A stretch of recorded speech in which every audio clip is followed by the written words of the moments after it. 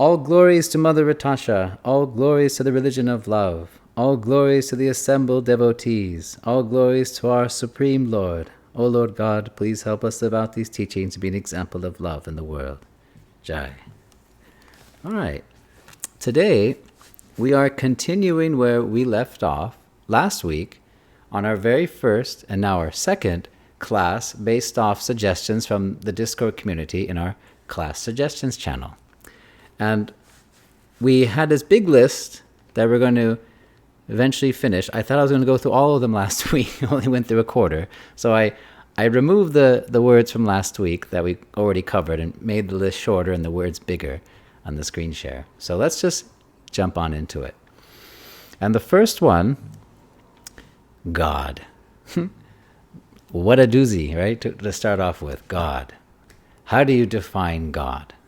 Well, I'll share with you everything that is taught in the Religion of Love book, which is very simple, very basic in a sense, not too advanced knowledge. It's for everybody. And right off the bat, I'll say, God cannot be known. God can only be loved. Our words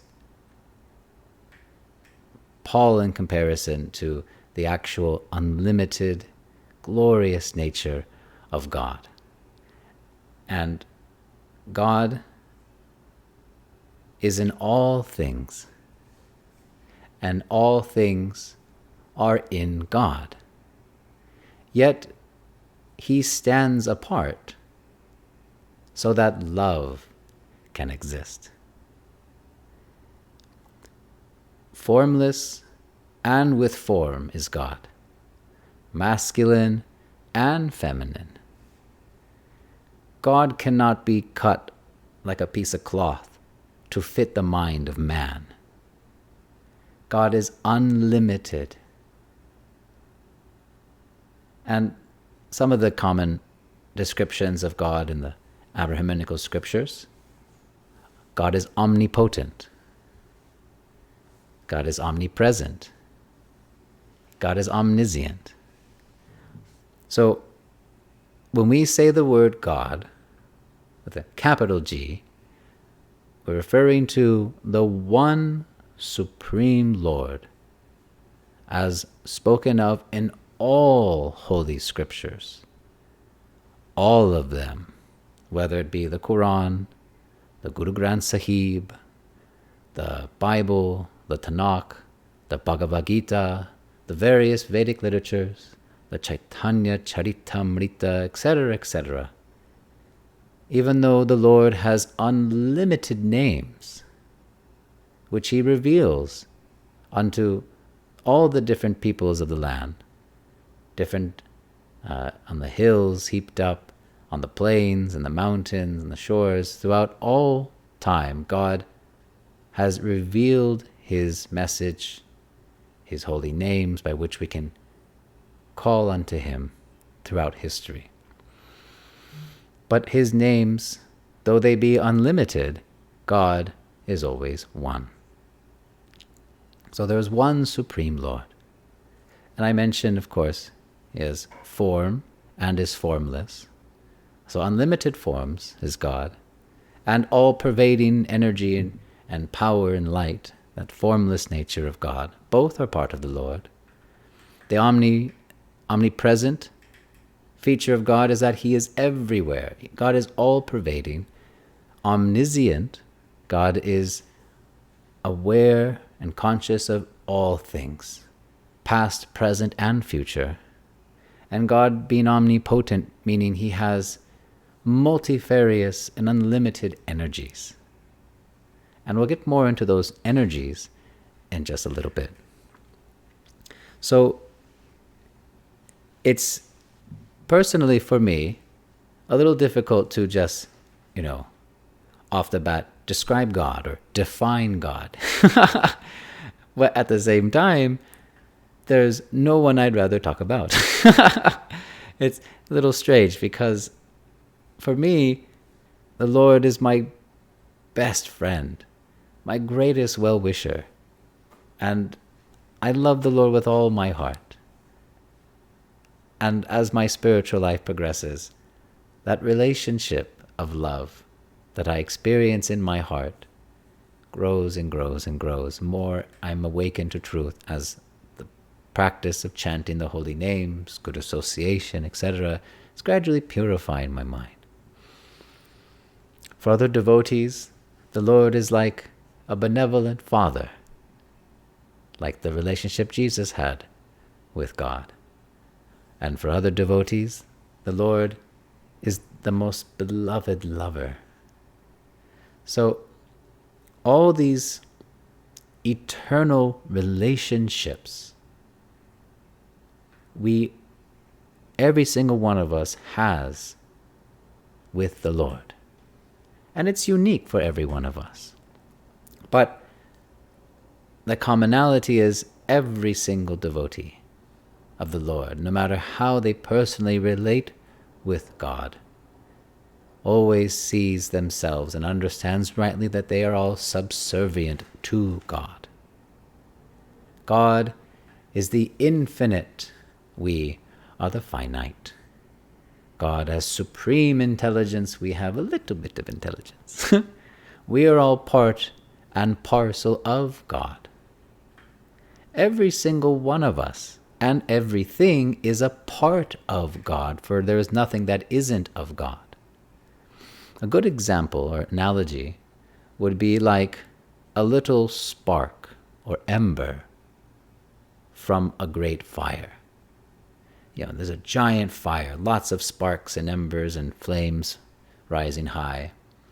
And every single one of us is like a little tiny ember in that fire. But when that ember falls out of the fire into a non-fiery environment, the cool ground, its light, its nature gets dimmer and dimmer. That's like us being separated from God. And we'll get more into that later when we define soul. So ultimately, God cannot be known. God can only be loved. And there is, however, one scripture in particular that goes in the most detail on the science of God. This being the Srimad Bhagavatam, which literally translates to the science of God. That's what Srimad Bhagavatam means. But it's a very advanced scripture, and I don't recommend everyone just go ahead and read it. No, there's some prerequisites, some pre-qualifications of learning, understanding, devotion to even approach such literature. Because if you approach it in the wrong mindset, then you'll misunderstand and, commit great offenses in your life. And the Srimad Bhagavatam is actually hidden, for the most part, from non-devotees. Who here, even knows what the Srimad Bhagavatam is? I know you know Meet, but for most people, the general public, have never even heard of this scripture. The Srimad blah, blah, blah, what is this? And it's actually said in the Srimad Bhagavatam itself that this secret knowledge is hidden from non-devotees. It's covered over by the illusory energy. So I never even heard of Srimad Bhagavatam till I was in India and it was right in front of me. So, but anywho, in the other scriptures as well, God is given so many descriptions, such as God is the most merciful, the most compassionate, master of the day of judgment. All these different names of God as well describe God's glories. So as there are unlimited names, so too are all those names descriptions of those unlimited glories. Like Nityananda means eternal bliss. Krishna means all attractive. Abba means daddy, very sweet, intimate. Allah means great. God is great. So all the different names of God all give a tiny, tiny little minuscule fraction of the unlimited glories of God. which are impossible to enunciate fully. There's a story in the Srimad Bhagavatam that the great serpent Anantashesha, who has 1,000 hoods, 1,000 heads, and each one of them is reciting the various glories of God. And he's been at it for millions, if not billions of years, and still has not finished extolling all the glories of God, which is impossible, because God's glories not only are they unlimited, they're ever expanding. So, to know God in full is beyond our little brains. We're little computers of this material body. They can't compute this unfathomable knowledge. But God can be loved with the surrendered heart. And all the devotee really needs is that love, that loving relationship with God, which is there in all of us. We just forgot it.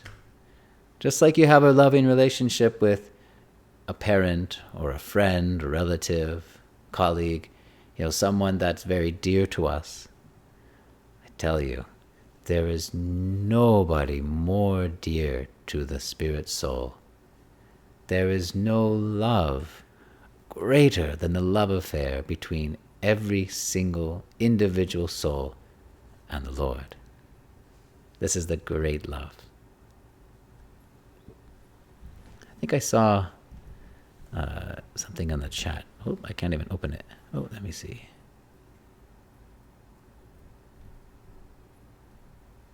Oh, sorry. Okay, yeah. I mentioned Bhagavatam. Yes, Srimad Bhagavatam is very, very. Even though it's a scripture that is been around for 5,000 years, very few have ever even heard of it, and it's intact too. The Sanskrit unchanged in all that time too. It's amazing. But anywho, moving on. So, I could speak all day about God. I honestly could. But to speak too much about God isn't actually that beneficial in the beginning of spiritual life, because greater for our focus to be on would be on coming to know who we actually are. Who are we? And that'll come later when we get to self-realization. All right, next word. Lowercase, I did that intentionally, gods. What are the gods? So where do you hear this term, gods, plural, right? Oh, I can't see. Where do we hear that? First thing that comes to mind, Western culture, would be like the Greeks, the Romans, the gods. Worship the gods headed by Zeus and Olympus, Or let's say Norse mythology, Thor, god of thunder, Odin, the gods, right? Or even the Egyptian gods, Anubis, Osiris, Ra, This is what we think of, all these ancient cultures that have all these various gods in their mythology and all these stories tied with them, and of course, worship and ceremony directed to them. Well, all of those are actually works of fiction. All of them. Sorry to burst someone's bubble. They actually are mythology. They are myths. They're man-made creations. They're not real entities, actually. So, it says in the Bhagavad Gita that according to one's nature, the modes of illusion that their mind is conditioned by, they are predisposed to worship in a particular manner.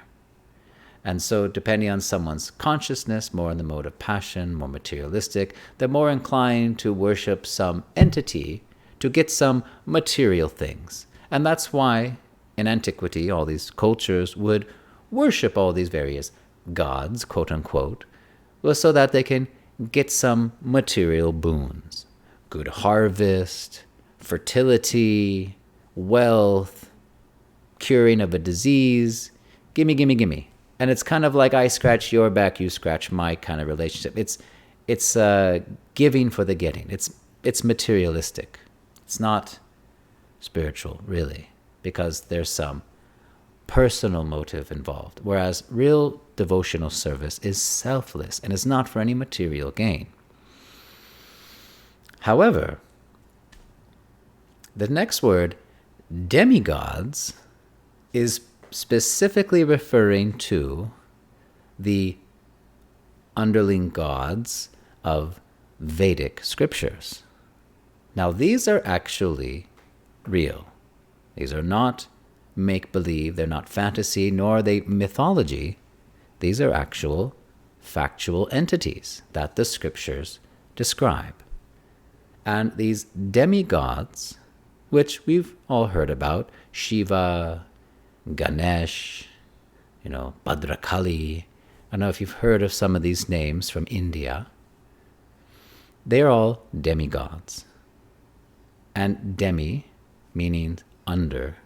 They are all subservient to the one God. They are servants of God. They are not God themselves.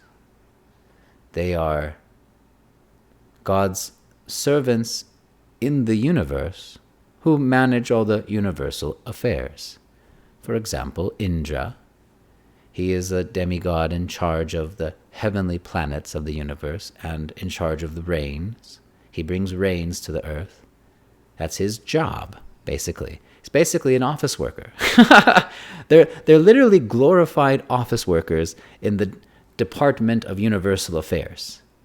Like, literally. And all of their abilities, all of their potencies, their celestial powers and etc. are all given by God. They by themselves, they're powerless. God has given them such powers so that they administer the material universe. Because the Lord is not really interested in the material. I mean, God at the same time is sustaining everything. God is in every single atom. Yet, he also is aloof from the material because he's more inclined towards his spiritual energies, which, again, we'll get to that in the next word, nature. So these demigods, they are subservient to the Lord. They're not God. And funny enough, the Greek, the Romans, the Norse, the Egyptians to a lesser extent, their pantheon of undercase gods are actually modeled after all of the Vedic demigods. If you actually look at their descriptions. For example, who's the head of the heavens and Mount Olympus? Zeus. What's his weapon? The thunderbolt. Well, Indra, who's an actual scriptural entity, his weapon is a thunderbolt. And he's in charge of the heavenly planets. So there you go. So we can go into all these other comparisons between all the mythology of the Western cultures and the actual factual nature of the demigods in the Vedic scriptures, and you'll find so much correlation. So basically, it's like all of the cultures in the West have like watered down and distorted versions of the Vedic demigods. Pretty interesting. But they're all subservient. And the demigods actually are individual spirit souls just like me and you. They're not different. They just have, a glorious on paper job. Their body is different than our body. Versus, say, you and I are in human bodies. A demigod's in the celestial body. And a plant, is in a, tree body, or we have animal, dog body, bird body. These are all different bodies. But they're not the real entity. The entity that gives life and consciousness to that body is the spirit soul. The body is temporary, including these demigod bodies. And in the Abrahamical scriptures, you find many descriptions of angels of God right? Angels of God that carry out God's work on earth. Work of creation or destruction or death, or relaying messages to God's messengers or his faithful people. So these angels, even though they're not given much names or described much in the Abrahamical scriptures, they pretty much, and I'm a little stretching here, speculating, but I don't see any other way about it, they're pretty much demigods, according to the Vedic scriptures. And the Vedic scriptures describe so many entities and different planets in this universe that are quite angelic, very cherubim-like. So there is life on other planets, yes. The Vedic scriptures go well into that.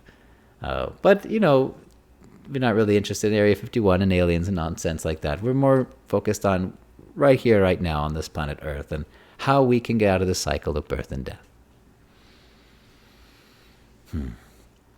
So, next word, nature. This is going to be a big one because nature, when you think of the word nature, what comes to mind first? You think, hiking in the woods, climbing a mountain, watching a nice sunset. Ooh, nature. That's nice. And that's what we commonly think of. But from a scriptural standpoint, particularly Bhagavad Gita, this word nature has a Sanskrit counterpart called prakriti. Nature means prakriti. And this denotes two different primary forms of nature: material and spiritual nature. So we have a lot of experience of the material nature, right? Everything is subject to a birth, death, old age, disease. Everything is subject to change. Nothing is permanent. Everything's changing. Time destroys all things and recreates things. From a physicist standpoint, you'd say that matter is just constantly changing, right? Nothing's ever lost. It's just evolving. So that's material nature. Its nature is suffering, because all this change and death is quite suffering. And it's also dark. The nature of the material energy is darkness. That's why the vastness of space is very dark. And ignorance. Material nature keeps us in illusion. It's a covering over the spirit soul. And the spirit soul is actually a small part of spiritual energy, spiritual nature, which, opposite darkness, its nature is light. In fact, it says in the Srimad Bhagavatam that the light of the sun is actually a tiny, tiny spark of spiritual energy. In fact, it gets its light from the spiritual. A tiny, tiny portion of it. But it also says in the Vedic scriptures that, even the Religion of Love book, that you, the spirit soul, are actually more brilliant than 1,000,000 suns.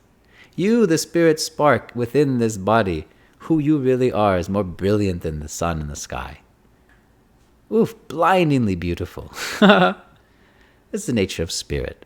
And spirit, its nature as well as light, is eternal.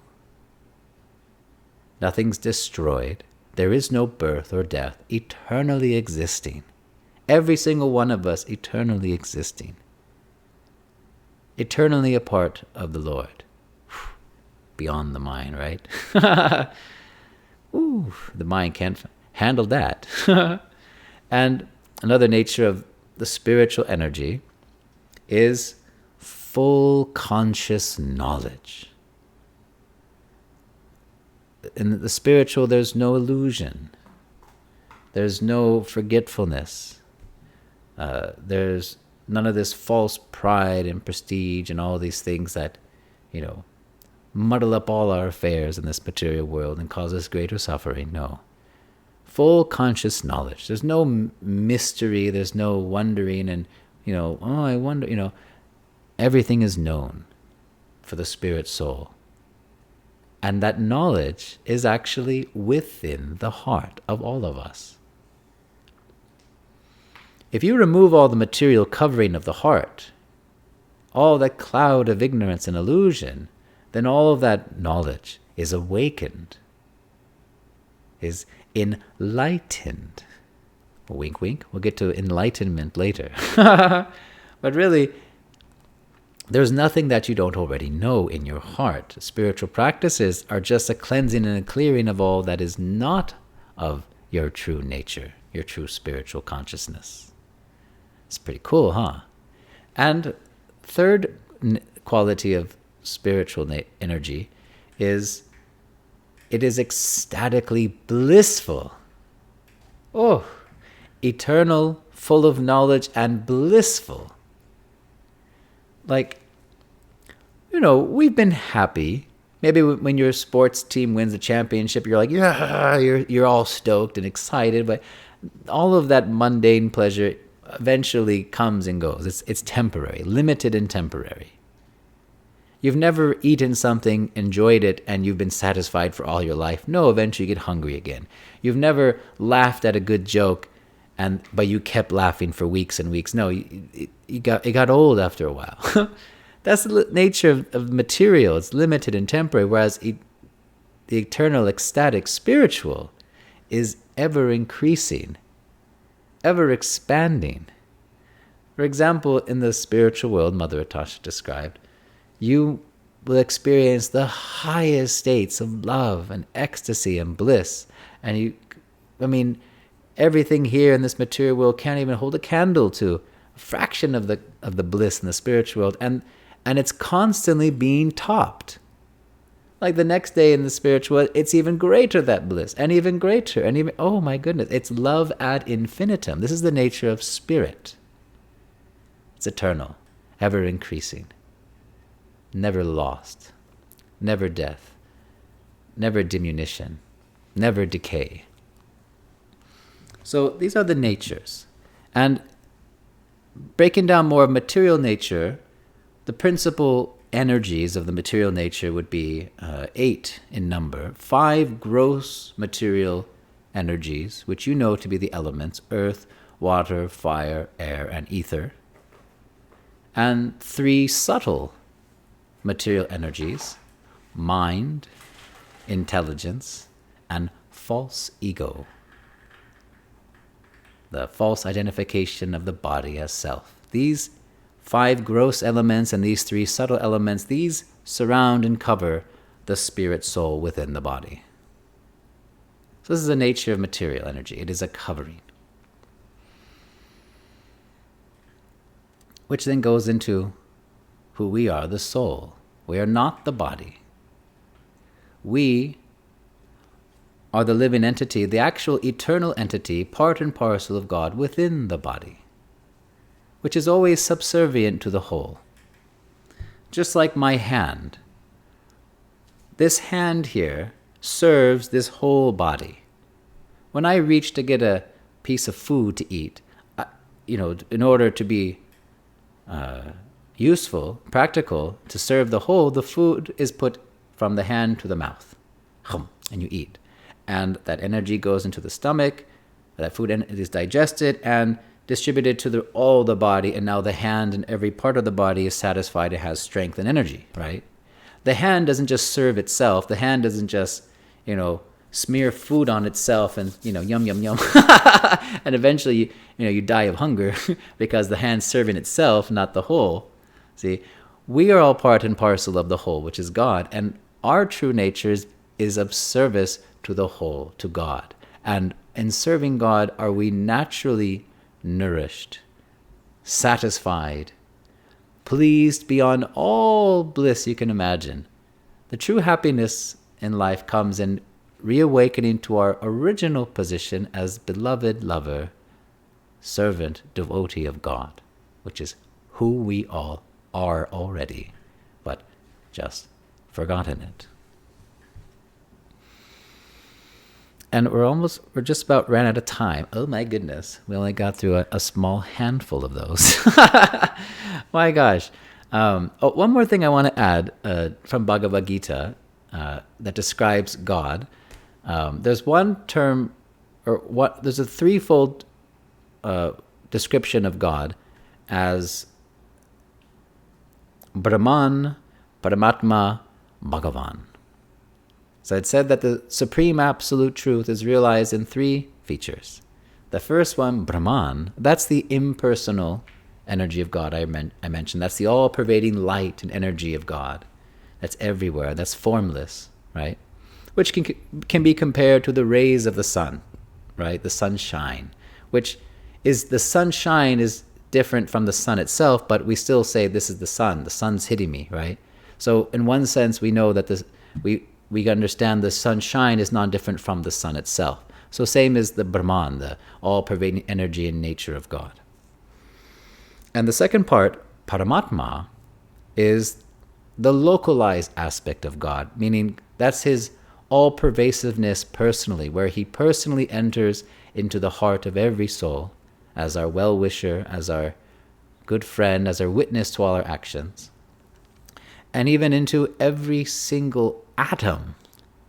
It literally says in the Srimad Bhagavatam that God himself says, I am the one within the atom, holding the protons and electrons and neutrons all together. He says, I am the one holding the planets within their orbits. So God is personally present everywhere in his localized aspect, known as Paramatma, which means supersoul. And the third is Bhagavan. Bhagavan is that personal, almighty, heavenly Lord, that supreme personality of God, who can only be loved, of course. That's who we have the relationship of love with, the Bhagavan. And Bhagavan itself also means he who is full in all six opulences. God is the most wealthy. No one is more wealthy than God. He owns everything. You can never be wealthier than God. God is the strongest. No one can be stronger than the Lord. God is the most famous. God is the most renounced. God is the most beautiful. And that's five. So, you might have some opulences. You might be famous. You might be wealthy. You might be intelligent, knowledgeable. You might be renounced. You might be beautiful. Oh, I forget what's the sixth one. Maybe Meat will tell me. But nobody has all of these opulences in full. The one person who has all these opulences in their absolute zenith and completeness, that is God. That's the meaning of Bhagavan. So, Brahman, Paramatma, Bhagavan, this is a threefold understanding of the supreme absolute truth of God, who is, in all these things. And that's one thing I want to throw in there. That you can learn that in Bhagavad Gita and Bhagavatam as well. So, oops, I've gone over. Let me pause it there. Okay. Does anyone have any questions or comments, perchance? The sixth one is the detachment.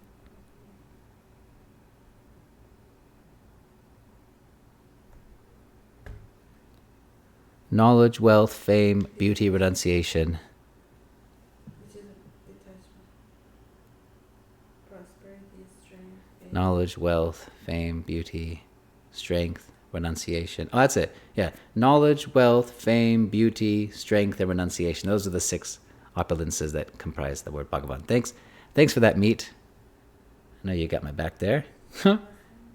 And I see there's some activity in the chat. Kate's passing notes.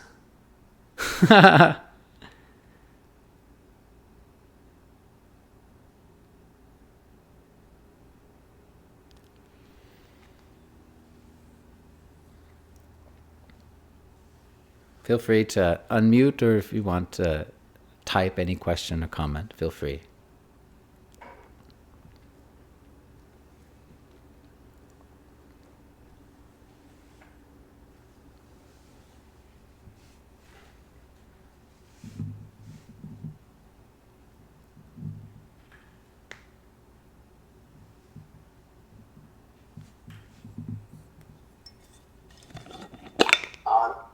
question. This one was pretty straightforward. That was interesting. I noticed that as well. A lot of the mythology in the Western mythology is pretty parallel to Hindu mythology. The dates are a little weird about that too, because they're the thousands of BCE, and India and them kind of formulated it in the same time period. So I thought that was cool. Yeah.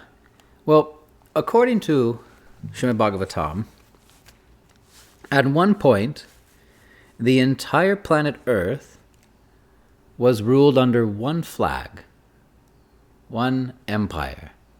There are many kings everywhere, but there was one emperor of the entire planet. And there was one religion over the entire planet, which was called Sanatan Dharma, which literally just means the eternal religion, which means, of course, surrender and worship of the one God and keeping his commandments from the scriptures, obviously. So, according to Bhagavatam, this same Vedic knowledge was prevalent all over the world. To what degree, we don't know. It's hard to say. But the scriptures do speak of a great flood, and the timing of which coincides with the shifting of the previous yuga or era, Dvapara Yuga, where people lived up to 1,000 years, to the present era, Kali Yuga, where we live up to 100 years. And this great flood appears to have taken place in this interim period between eras. And as you can imagine, mass destruction, mass death, and a mass loss of pure knowledge. And you can and I'm speculating here, but it appears to be all these cultures around the world, off of memory, rebuilt from their minds, what was remembered from the past. And that's why you see so many striking similarities. In the book of the Hopi, for example, the Hopi are aware of 4 worlds, and that we are presently in the 4th world after the Great Flood, which is interesting that they know about what totally coincides with the 4 yugas, or 4 cycles of time in this universe. And they also say that in the previous yuga, or previous world, they call it, it was run by the Bo clan, which, interesting, according to Srimad Bhagavatam, Mahabharat, the emperor of the world at the time, of course, was Maharaj Yudhishthira and his descendants, brother of Arjun, which were the greatest, mightiest bowmen in the world. So they said the Bo clan, in the book of the Hopi. So it's kind of interesting seeing the similarities. And, and like I said, the Greek and Roman pantheon are so similar to some of the demigods of, of the Vedic scriptures. So it just seems like a lot of knowledge was lost and then rebuilt, more or less. And, a lot of things added, a lot of artistic liberties, right? And funny enough, and the Srimad Bhagavatam actually does, very briefly, doesn't get into it, but it briefly mentions ancient Egypt and who founded it. And according to Srimad Bhagavatam, it was a king, a very naughty, demonic king from Indian subcontinent or that area, who fled chastisement from the great righteous emperor.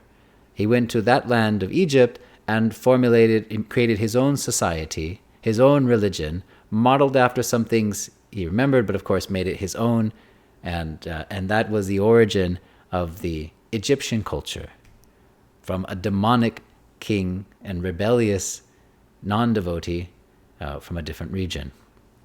So, goes to show it's not really worth looking into whatever mystical stuff came from Egypt. And as you can obviously tell in the Old Testament, they did not worship the one God. In fact, they sinned mightily in the eyes of God, and they, none to emulate.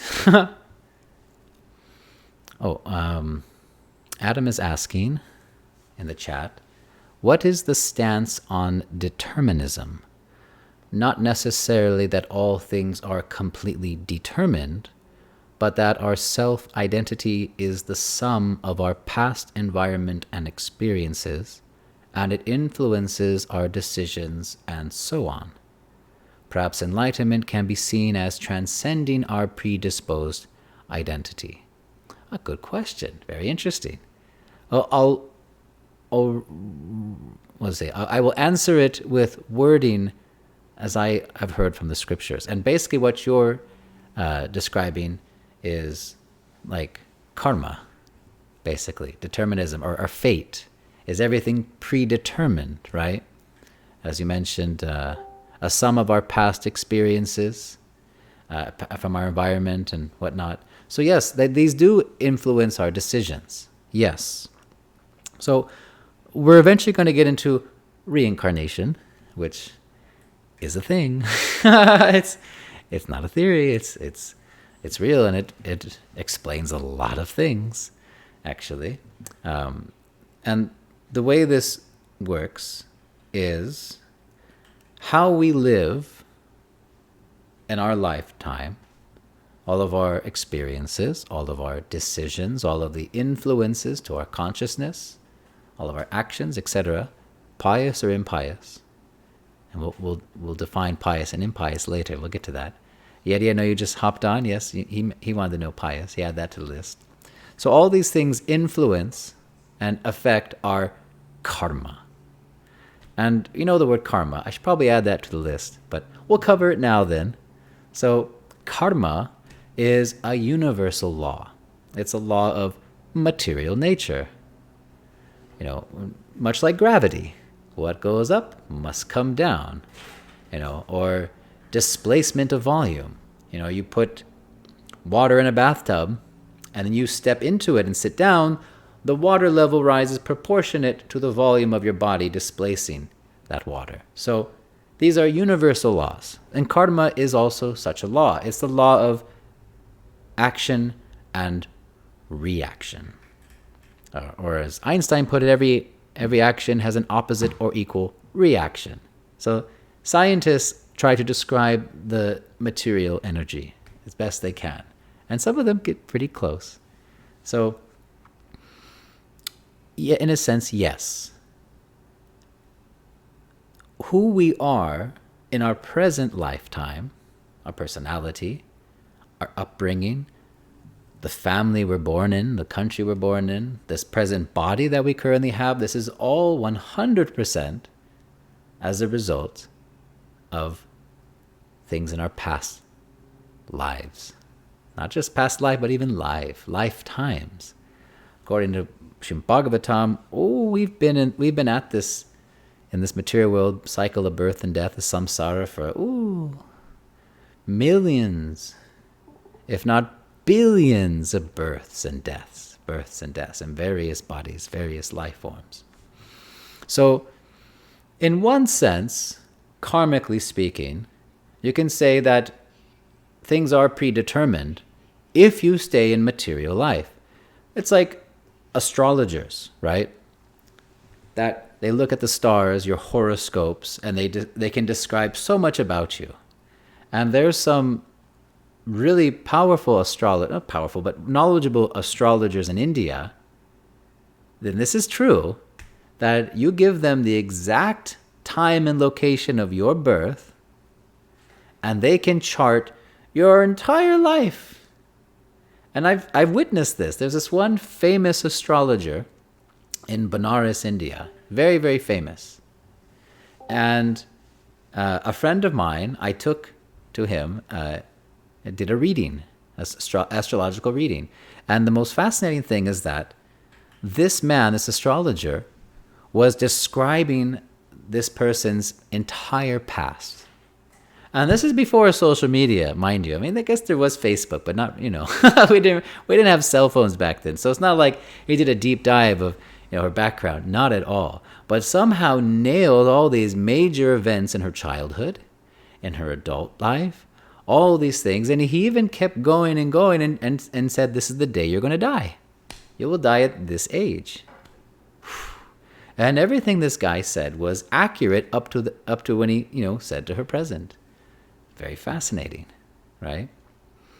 So if you stay in material consciousness, if you continue seeking worldly desires to be fulfilled, if you continue in the illusion that you are this body and do not take to the great purpose of life, spiritual realization, then yes, we will continue on this karmic plane, and it can be guessed with some degree of accuracy, depending on the knowledgeable practitioner of astrology, where you're going to end up.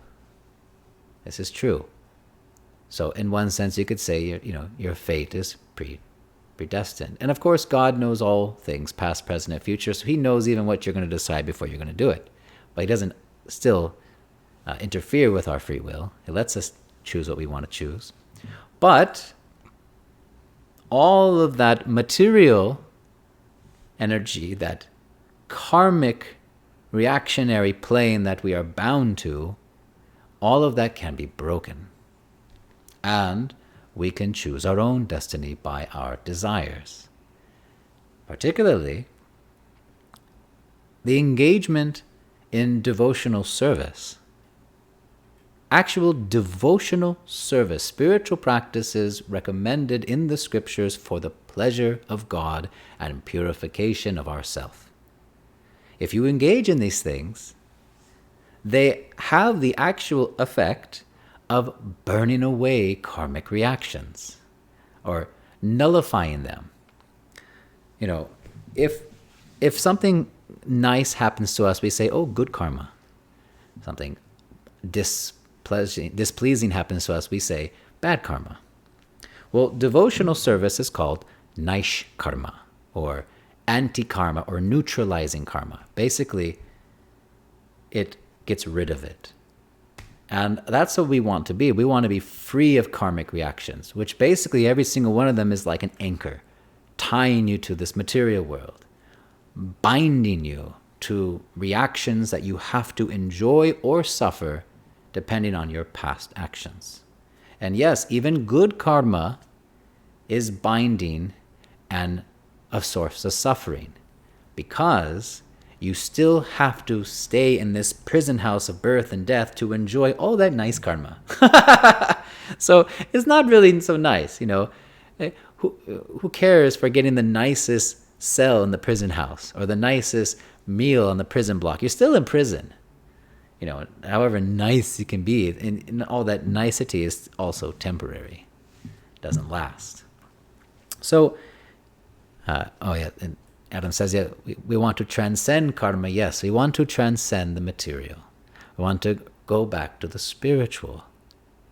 And for one who surrenders unto the Lord and engages wholeheartedly in devotional service, under the guidance of fellow devotees, ideally under a spiritual master, pure devotee of the Lord, you can transcend all your karmic reactions. You can cut completely all the ties that bind you to this material world and end the cycle of birth and death, and be with God now and forever, and at the end of this present body, not take another one, not be born again, but step into your original spiritual form in the spiritual world, and remember that eternal bliss and knowledge, ever-increasing devotion and love. Yes, that is the destiny awaiting all of us if we choose it. So, for the devotee,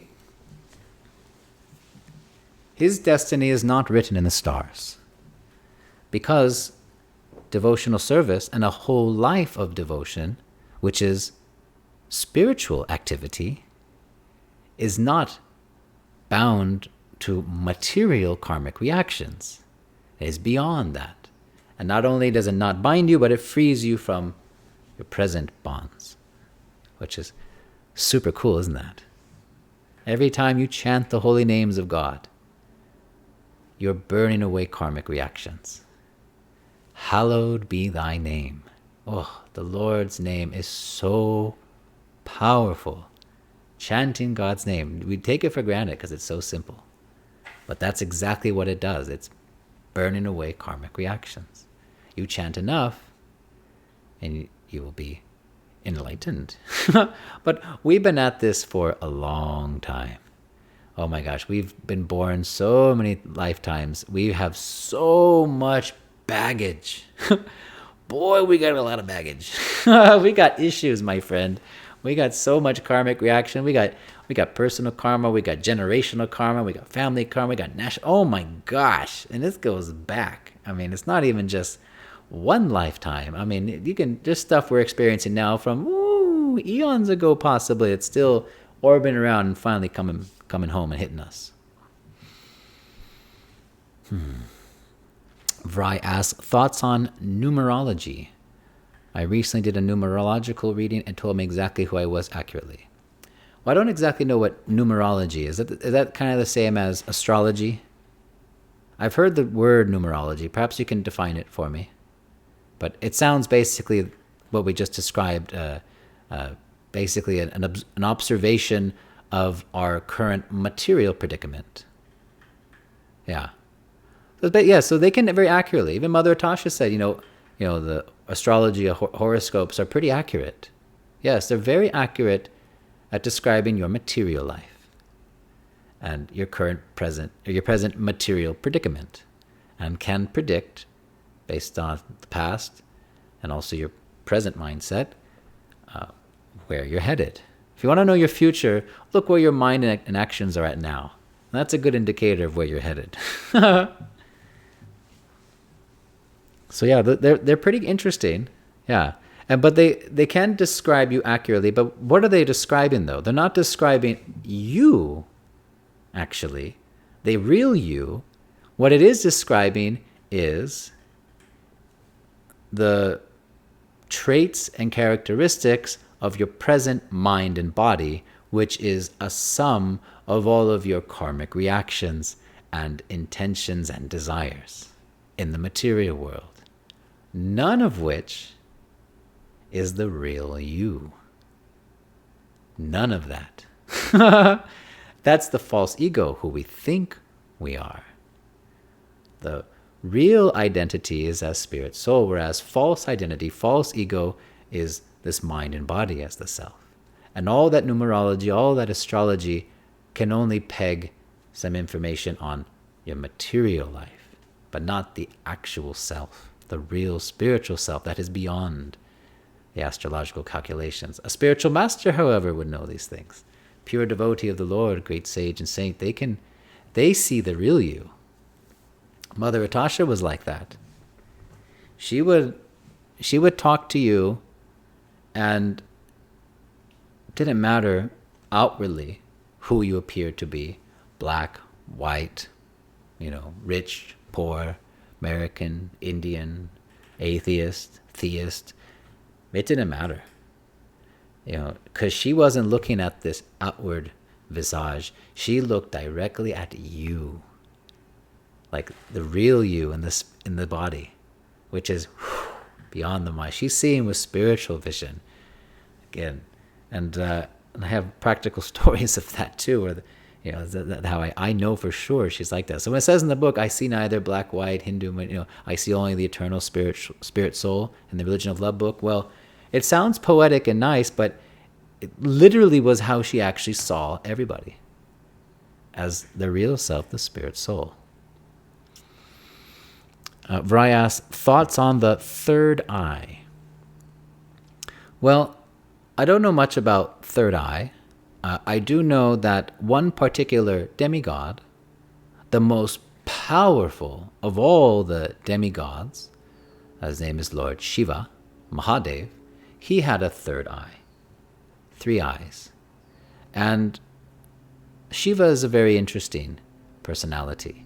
He's unlike any other personality. He's kind of like in between a living entity like us and all the other demigods and God himself. He's an in-between personality, very, very complex persona is the great Lord Shiva. And he has a third eye, as described in the Srimad Bhagavatam and the Puranas.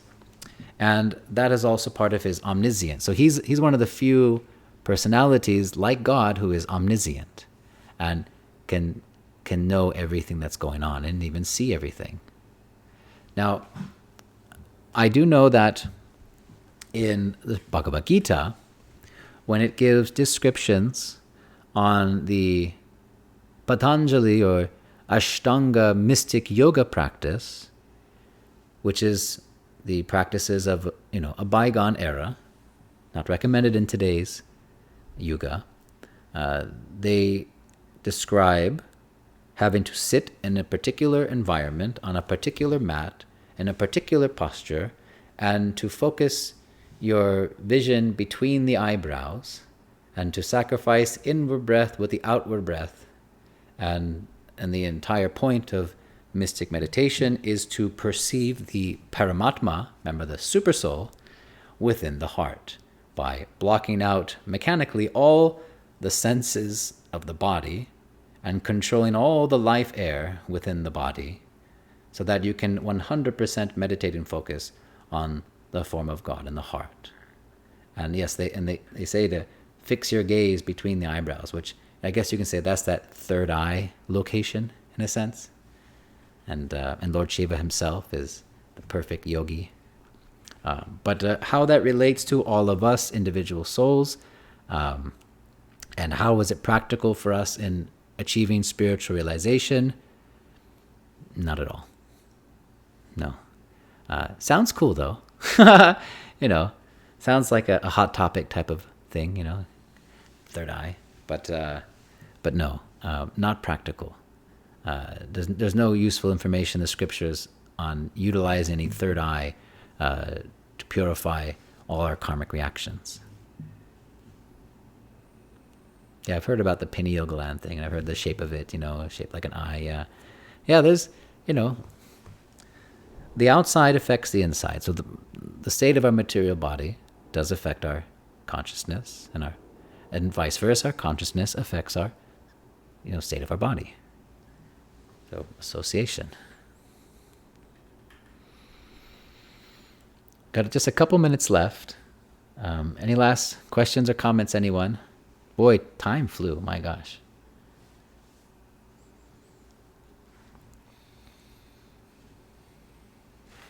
And we just covered 5 of that list. Oh my gosh. I thank you very much, Fry, for the idea to have a class on defining things, because it's given us a lot of content to roll off of with. We'll be going over this list, I think, for weeks now. This is seeing the current pace we're going. Eventually we'll get to that Trinity. Like they say, always leave them wanting more, right?